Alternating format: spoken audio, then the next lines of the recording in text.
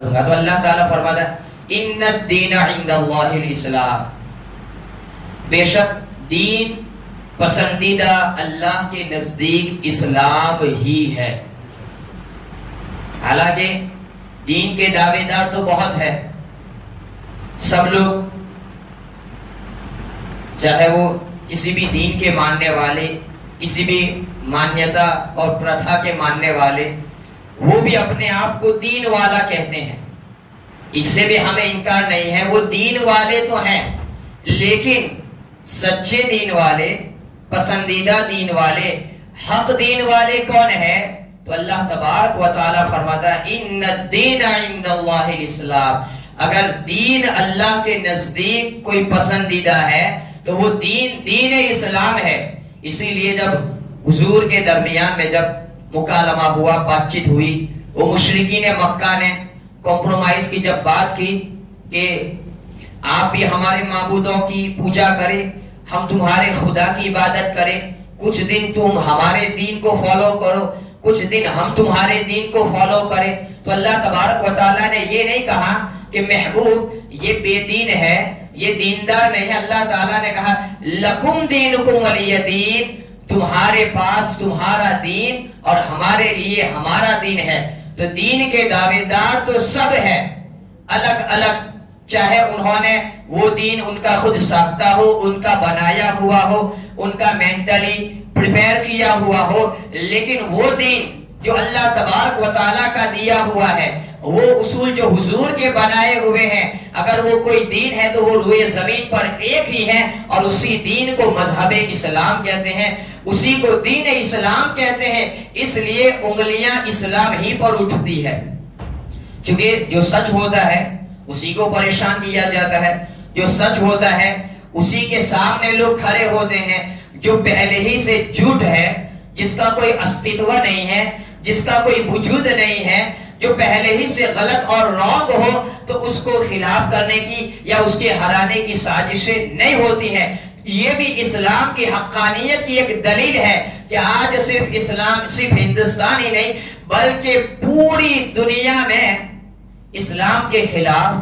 پروپیگنڈے رچے جاتے ہیں،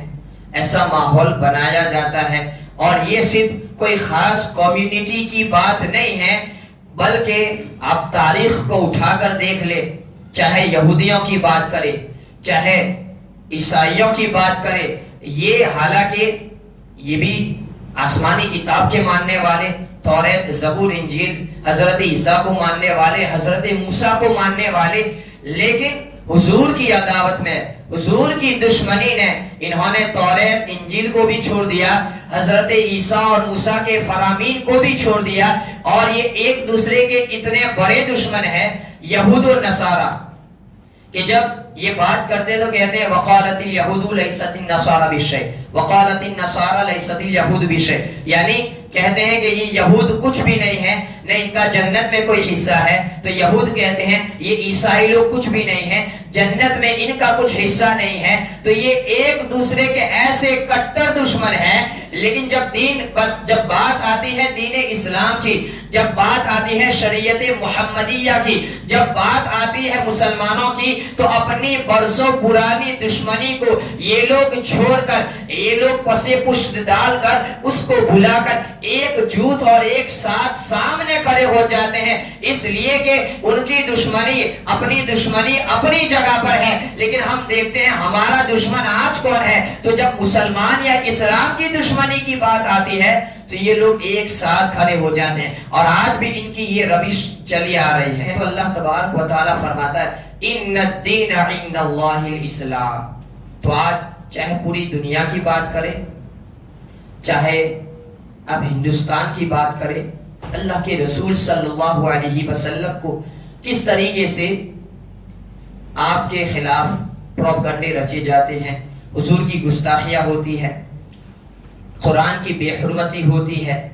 بلکہ ہماری مائیں امہات المؤمنین ان کی بے عزتی وغیرہ، ان کی گستاخیاں جو ہوتی ہیں، اس کے اصل ذمہ دار ہم لوگ ہیں، اس لیے کہ صحیح معنوں میں ابھی ہم راستوں پر ہے ہی نہیں، صحیح معنوں میں ہم نے دین اسلام کو ایکسپٹ کیا ہی نہیں ہے۔ جتنا علم ان کو حضور کے بارے میں ہے، ہمیں نہیں ہے، جتنا علم ان کو قرآن کے بارے میں ہے ہمیں نہیں ہے، جتنا علم ان کو اسلام کے بارے میں ہے ہمیں نہیں ہے۔ وہ اسلام کے خلاف ہے، اس کے باوجود وہ قرآن و حدیث کا مطالعہ کرتے ہیں۔ وہ دین اسلام کے خلاف ہے، اس کے باوجود وہ حضور کے جیون چرتر اور لائف اسٹائل کا مطالعہ کرتے ہیں۔ وہ دین کے خلاف ہے، اس کے باوجود پیچیدگی کی باتیں دین کی انہیں معلوم ہے۔ لیکن آج آپ بتاؤ، ایک کلمہ گو، ایک کلمہ پڑھنے والا، قرآن کو آسمانی کتاب اور خدائی کتاب ماننے والا، حضور کو ایز اے نبی ایکسپٹ کرنے والا، رسول کی رسالت کا اقرار کرنے والا، خدا کی وحدانیت کا ماننے والا،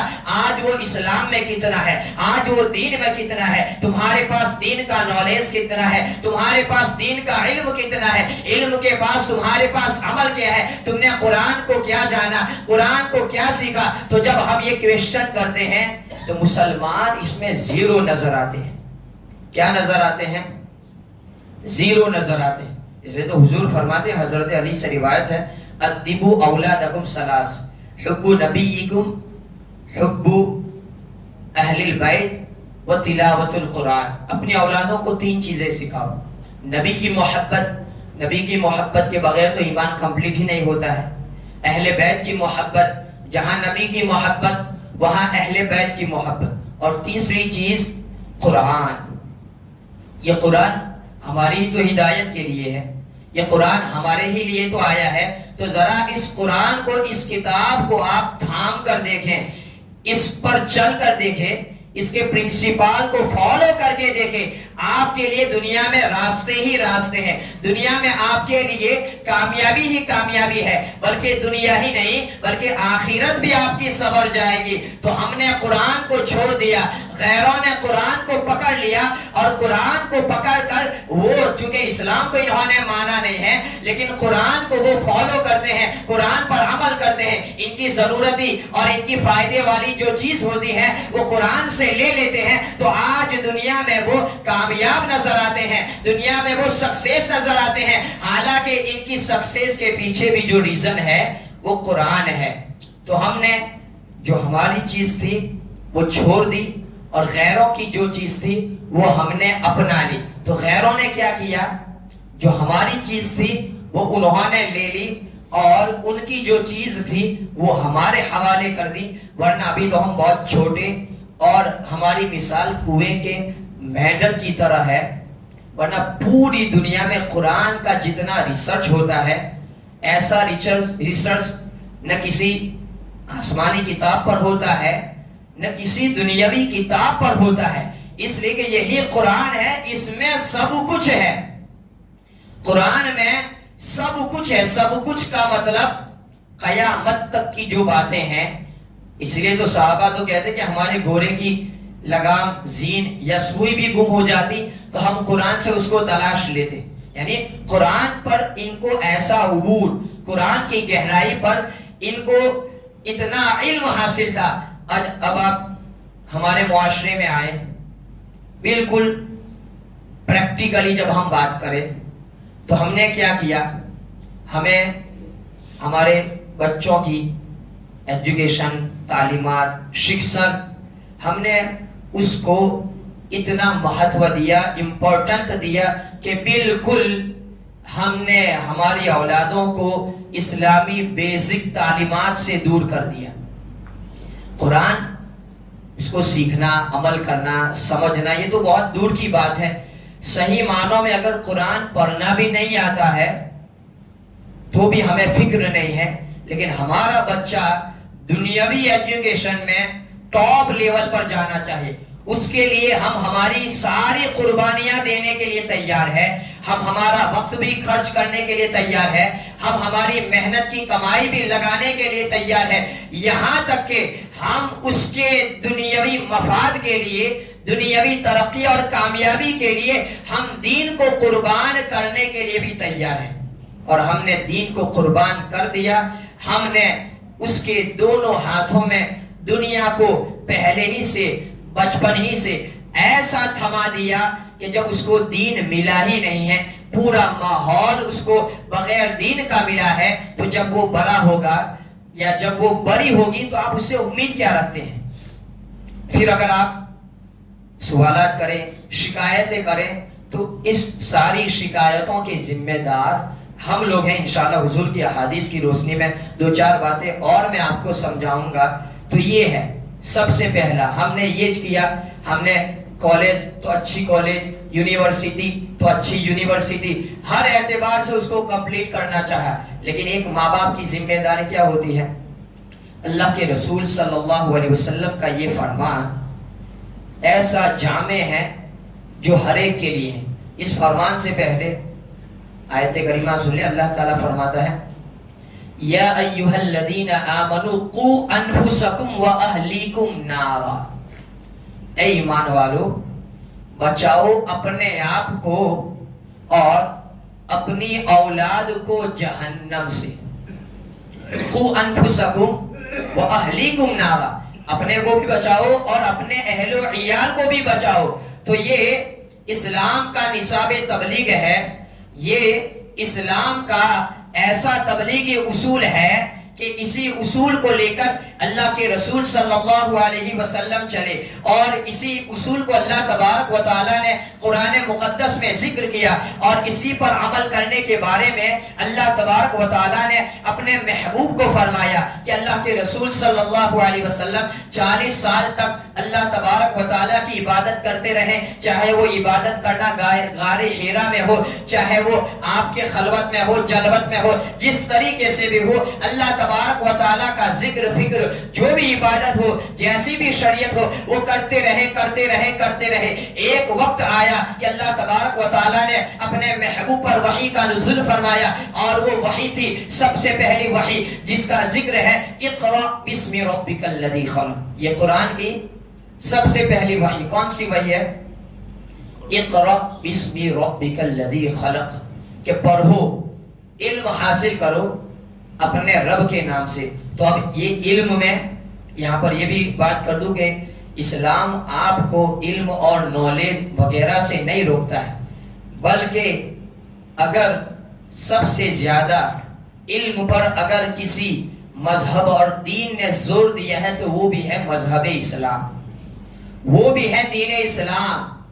کہ سب سے پہلی وحی میں کہ علم حاصل کرو، نالج حاصل کرو، اور اس میں دینی اور دنیاوی دونوں ہیں، اس لیے کہ عام لوگوں کی بات نہیں بلکہ ہمارے علماء بھی جو ہوتے ہیں، اگر وہ عالم جس کے پاس صرف دین کا علم ہے، صرف دینی کتابوں کا اس نے مطالعہ کیا ہے، صرف دین کا اس کے پاس نالج ہے، لیکن دنیاوی اعتبار سے وہ زیرو ہے، تو آج کے دور میں اپنے دینی علم کو لے کر دنیاوی ماحول اور اس سے ناآشنا ہو کر کما حقہ وہ دین کی خدمت کر ہی نہیں سکتا ہے۔ اسی طریقے سے ایک عام انسان محض دنیاوی علم کو حاصل کرتے ہوئے اپنے آپ کو کامیاب کر ہی نہیں سکتا ہے۔ اگر آج کسی کو سکسیس اور کامیابی حاصل کرنا ہے تو اس کے لیے اس کے پاس دینی علم کا بھی ہونا ضروری ہے، دنیاوی علم کا ہونا بھی ضروری ہے، اور اسلام نے اور قرآن میں اور اللہ تبارک و تعالیٰ نے یہاں پر جس آیت کا ذکر فرمایا ہے اس میں دین کے علم میں یا پھر کسی علم میں بندش نہیں ہے۔ علم حاصل کرو، چاہے وہ دنیاوی ہو چاہے وہ دینی ہو، بشرطے کہ اس کے پیچھے آپ کا فائدہ ضرور ہو۔ جو بھی علم آپ کو فائدے مند ہو، جس کے پیچھے آپ کا مفاد ہو، وہ علم حاصل کرو۔ بلکہ اللہ کے رسول صلی اللہ علیہ وسلم نے تو فرمایا اطلبوا العلم ولو کان بالصین، علم حاصل کرو اگرچہ آپ کو چین چائنا جانا پڑے۔ دونی یعنی مسافت کا ذکر ہے کہ achieve knowledge although you have to go to China for that، یعنی اتنا دور بھی جانا پڑے تو آپ علم حاصل کرو۔ حضور فرماتے ہیں اطلبوا العلم من المہدی الی اللحد، قبر سے یعنی ماں کی پیٹ سے، ماں کی گود سے بچہ جو گھوڑیے میں سوتا ہے وہاں سے لے کر قبر تک علم حاصل کرتے رہو کرتے رہو۔ حضور فرماتے ہیں طلب العلم فریضۃ علی کل مسلم و مسلمہ، علم حاصل کرنا ہر مسلمان مرد عورت پر فرض ہے۔ تو علم حاصل کرنا یہ تو ہر مسلمان کی ڈیوٹی ہے۔ یہ ساری چیزیں جس طریقے سے مذہب اسلام نے ایکسپلین کی ہے آپ کو کسی مذہب میں نہیں ملے گی، تو وہ مذہب کبھی بھی نہ علم کا دشمن ہو سکتا ہے، نہ کسی کو ایجوکیشن سے روک سکتا ہے، نہ کسی کو شکشا سے دور کر سکتا ہے، لیکن ضروری ہے کہ چاہے آپ کیسا بھی علم حاصل کرو، لیکن اس علم کے ساتھ ساتھ آپ کو ان الدین عند اللہ الاسلام، مذہب اسلام کو تھامنا پڑے گا، مذہب اسلام کو پکڑنا پڑے گا، اسلام کے راستے پر چلنا پڑے گا۔ اگر وہ علم ہے، وہ نالج ہو، جو تیرا نالج اور تیرا علم یہ اسلام سے تجھے دور کر رہا ہے، تیرا علم جو ہے، تیرا ایجوکیشن تجھے اسلام سے گمراہ کر رہا ہے، تو سمجھ جا آج یہ علم تیرے لیے جب فائدے مند نہیں ہے تو تیرا دین بھی اس سے چھوٹ جائے گا اور تیری آخرت بھی برباد ہو جائے گی۔ تو اسی طریقے سے یہ تو میں نے عام بات کی، اور جب ہم ہماری ماں بہنوں کی بات کریں، جس طریقے سے مذہب اسلام نے ہماری ماں بہنوں کو جو حقوق دیے ہیں، ایسا کوئی بھی روئے زمین پر مذہب و دین نہیں ہے کہ جس طریقے سے اسلام نے ہماری ماں بہنوں کو آزادی دی ہے، جس طریقے سے مذہب اسلام نے ہماری ماں بہنوں کو اختیارات اور ادھیکار اور جو پاور دیے ہیں کسی بھی دنیا کے مذہب نے نہیں دیے ہیں، بلکہ ہماری ماں بہنوں کو جو بولنے کا جو ادھیکار تھے۔ ساتھ ہی ساتھ ایک اشارہ کرتا چلو، حضرت عمر فاروق رضی اللہ تعالی عنہ امیر المؤمنین ہے، مسلمانوں کے لیڈر ہے، اور اتفاق سے حضرت عمر رضی اللہ تعالی عنہ نے اپنی کورٹ میں یہ فیصلہ سنایا کہ مسلمان ہماری جو ماں بہنیں ہیں، ہماری جو عورتیں ہیں، اب ان کی جو مہر ہے وہ مہر مقرر کر دی جائے، لیکن یعنی کہ ایک ایسی مہر کو متعین کر دیا جائے کہ اتنی ہی مہر ہونی چاہیے۔ جب حضرت عمر نے اپنی کورٹ میں یہ فیصلہ سنایا، یعنی ایک مسلم لیڈی کو اسلام نے جو پاور دیا ہے، جب حضرت عمر نے جب یہ فیصلہ سنایا کہ مہر مقرر ہو جائے اتنی ہی دینی چاہیے، تو وہ عورت کھڑی ہوتی ہے کس کی عدالت میں؟ حضرت عمر فاروق کی عدالت میں۔ کس کی کورٹ میں؟ حضرت عمر کی کورٹ میں۔ جو لیڈر ہے، جو مسلمانوں کے امیر ہے، وہ عورت کھڑی ہو کر کہتے ہیں، اے عمر تم کون ہوتے ہو اس چیز کی بندش کرنے والے جس کو اللہ تبارک و تعالیٰ نے پابندی نہیں لگائی؟ یعنی آیت پڑھی وَآتُ النِّسَاءَ صَدُقَاتِهِنَّ نِحْلًا کہ عورتوں کا حق مہر ادا کرو، تو کہتی ہے کہ جب اللہ تبارک و تعالیٰ نے جس چیز کے بارے میں کوئی حد مقرر نہیں کی ہے تو اے عمر تم کون ہوتے ہو؟ یعنی کہنے کا مطلب اتنا پاور، یہ بڑی کورٹ اور عدالت میں حضرت عمر کے سامنے ایک عورت کھڑی ہو جائے اور وہ چیز کو حضرت عمر رضی اللہ تعالی عنہ کو ماننا پڑے، قبول کرنا پڑے، کیونکہ وہ سامنے والی عورت کی بات سچ تھی۔ اسی طریقے سے اور یہ مہر بھی یہ صرف مذہب اسلام میں ہے، کسی دین میں آپ کو مہر کا تصور نہیں ملے گا۔ حقیقت میں عورتوں کو جو آزادی ملی ہے وہ آزادی میرے نبی کے قدموں کی برکت سے ہے، ورنہ آپ پوری ہسٹری اور تاریخ کو اٹھا کر دیکھ لیں، عورت اسلام سے پہلے جب آپ پڑھیں گے تو عورت اسلام سے پہلے مجبور نظر آئے گی، لاچار نظر آئے گی، اس پر ظلم ہی ظلم ہوتا گیا۔ صرف یہ کسی ایک ایریا کی بات نہیں ہے بلکہ پوری دنیا کی بات ہے، چاہے وہ عرب کنٹری کی بات کر لیں، اس دور میں عورتوں پر ظلم و ستم ہوتا تھا، تو چاہے ہندوستان کی بات کر لیں، وہ عورت کہ جس کو اگر شوہر کا انتقال ہو جائے تو شوہر کے ساتھ اس کو بھی جلا دیا جائے، اگر شوہر کا انتقال ہو جائے تو اس کو منحوس سمجھا جائے، اگر شوہر کا انتقال ہو جائے تو اس عورت کے ہاتھ کا کوئی کھانا نہ کھائے، نہ پانی پیے، بلکہ اس کو ایسی ویرانی میں، ایسے جنگلات میں چھوڑ دیا جاتا تاکہ لوگوں کو پتا چل جائے کہ یہ وہ عورت ہے جس کے شوہر کا انتقال ہو گیا۔ تو یہ پوری دنیا کا یہ ماحول تھا، لیکن میرے نبی کی قدموں کی برکت عورت کو ایسے اختیارات دیے۔ اللہ کے رسول صلی اللہ علیہ وسلم نے سب سے پہلے جو نکاح فرمایا ہے وہ نکاح جو تھا ہماری ماں سیدہ خدیجہ الکبریٰ رضی اللہ تعالی عنہا کے ساتھ، اور سیدہ خدیجہ آپ بیوہ تھی، ایک مرد کی نہیں بلکہ دو شوہر کی بیوہ تھی، اور میرے نبی کی عمر بالکل 24 یعنی 24 سال کے ایسے کریل ینگ اور نوجوان تھے، لیکن مصطفیٰ جان رحمت نے دکھا دیا کہ یہ محمد جو ہے آئے ہیں عورتوں کو ادھیکار دینے کے لیے، ظلم و ستم کو دور کرنے کے لیے۔ حضور نے اپنی جوانی بڑی عمر میں نکاح کیا 2 مردوں کی بیوہ کے ساتھ، اور وہ بھی 40 سال کی عمر۔ سیدہ خدیجہ کی عمر 40 سال کی تھی۔ تو اسلام نے تو عورتوں کو دیا ہے، عورتوں کو آزادی دی ہے لکھنا پڑھنا۔ اسلام نے یہ نہیں کہا کہ ماں بہنیں کونے میں پڑی رہے، گھر کا کام کرتی رہے۔ اسلام نے جس طریقے سے مرد کو آزادی دی ہے اسی طریقے سے عورت کو بھی آزادی دی ہے، لیکن اسلام نے عورت کے لیے پابندیاں رکھی ہیں، عورت کی اس کی حدیں رکھی ہیں، ورنہ لکھنا پڑھنا سرکار شیخ الاسلام کی اس پر پوری کتاب کتابت نسواں، اس میں آپ نے تحقیق کے ساتھ یہ ثابت کیا ہے کہ جس طریقے سے عام مرد کو لکھنا پڑھنا علم ایجوکیشن وغیرہ کا ادھیکار ہے، اسی طریقے سے ایک عورت کو بھی اتنا ہی ادھیکار ہے۔ اور اسی کتاب کو لے کر خواجہ مظفر حسین پاکستان کے، انہوں نے حضور شیخ الاسلام کو اس دور کا مجدد کہا کہ یہ حدیثیں ہم نے بہت پڑھی، لیکن ایک حدیث پر اتنی طویل گفتگو اور قلم چلانا اور ایسا قلم اٹھانا کہ اس سے پہلے کے جو مجدد تھے یا اس سے پہلے کے جو علماء تھے وہ عورتوں کو لکھنے پڑھنے کے تعلق سے بڑے سخت تھے، لیکن حضور شیخ الاسلام نے حدیثوں کی ایسی تشریح اور رہنمائی فرمائی ہے تو وہ کتابت نسواں ہے۔ تو کہنے کا مطلب اسلام نے عورتوں کو روکا نہیں ہے، جس طریقے سے مرد ایجوکیشن کے لیے آزاد ہے اسی طریقے سے عورت بھی آزاد ہے، لیکن شرط ہے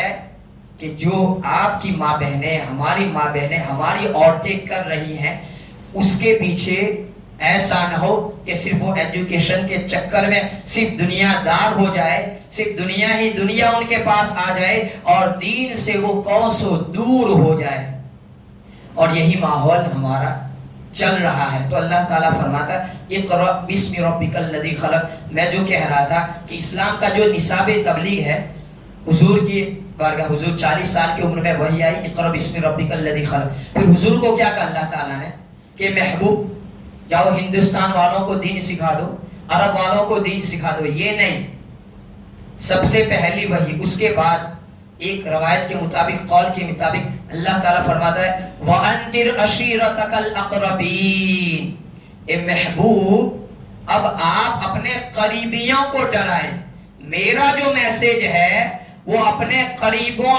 آپ کے جو قریب ہے ان کو سکھائے، یعنی کہ دین کا نصاب تبلیغ خود اپنی ذات سے شروع ہوتا ہے،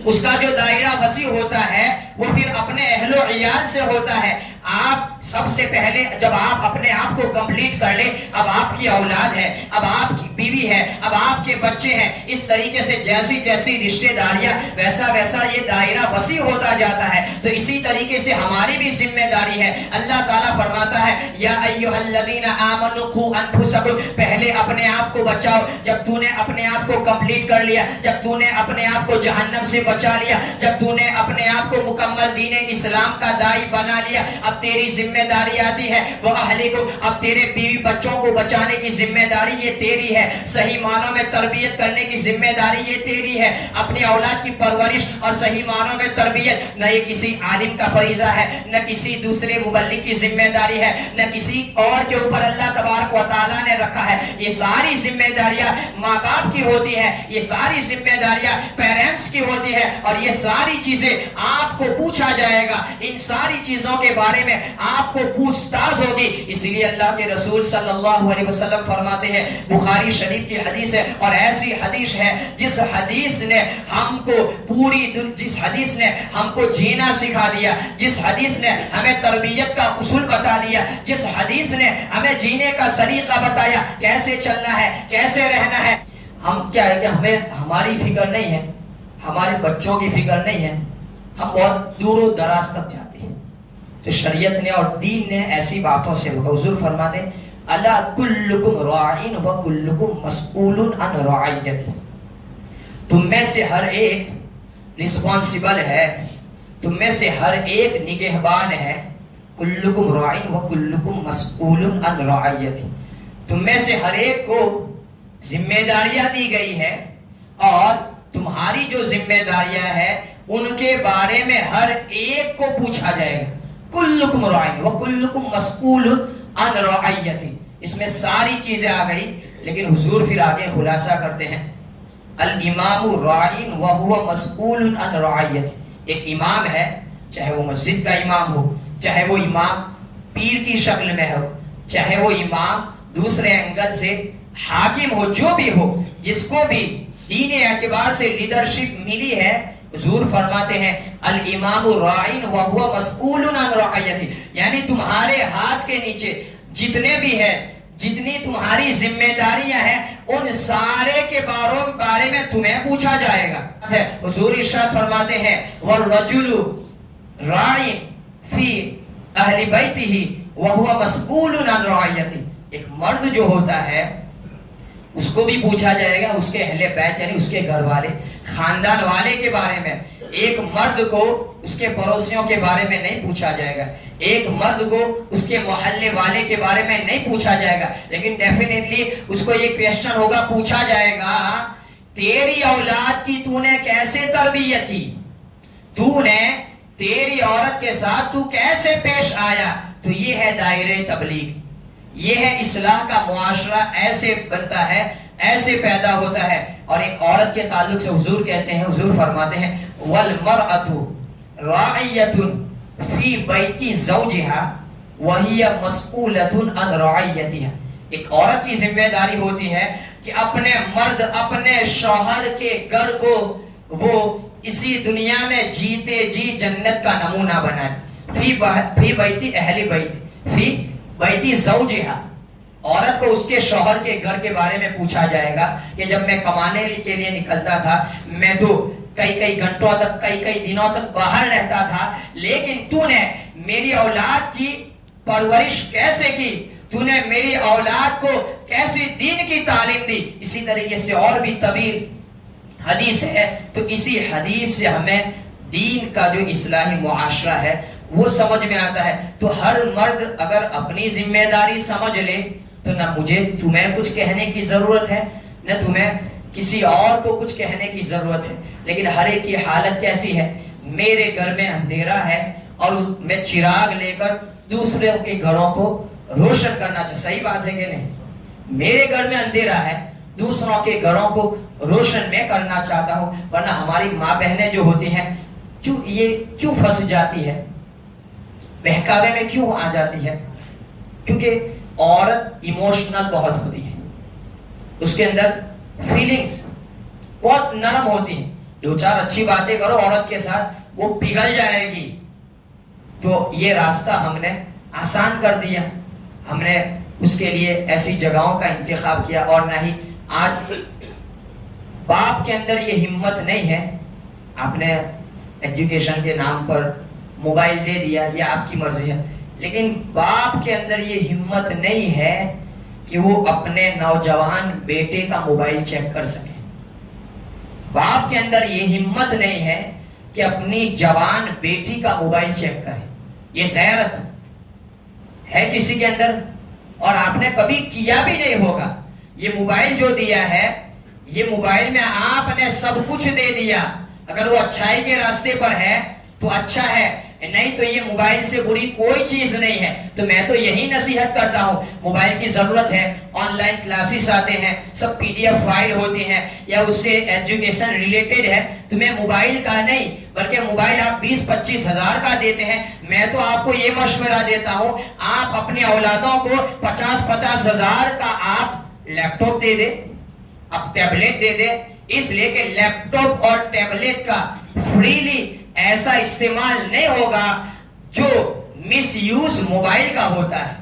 موبائل کا استعمال تنہائی میں ہو سکتا ہے، لیپ ٹاپ اور ٹیبلٹ کا اس طریقے سے نہیں ہو سکتا ہے۔ موبائل میں تنہائی میں بہت کچھ ہو سکتا ہے، لیکن لیپ ٹاپ میں وہ چیزیں نہیں ہو سکتی ہے۔ تو آپ اپنے بچوں کو تعلیم وغیرہ دینا چاہتے ہیں، بہانہ ہے، دے دیں ان کو ٹیبلٹ، دے دیں ان کو آپ لیپ ٹاپ دے دیں، اور موبائل بھی دیا ہے تو دن بدن ہفتہ بہفتہ ایسا ماحول ہونا چاہیے کہ ابھی میرا باپ چیک کرے گا، ابھی چیک کرے گا،